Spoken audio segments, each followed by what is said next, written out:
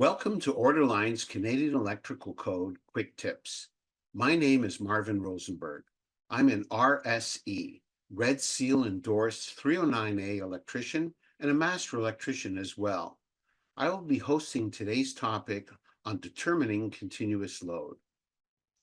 The term continuous load is not to be confused with continuous duty service for motors and not to be confused with continuous rating when applied to a motor's total operating time.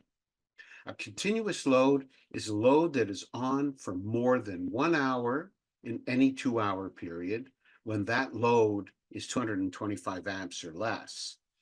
When a load is more than 225 amps, a continuous load is understood as a load that is on for more than 3 hours in any 6 hour period.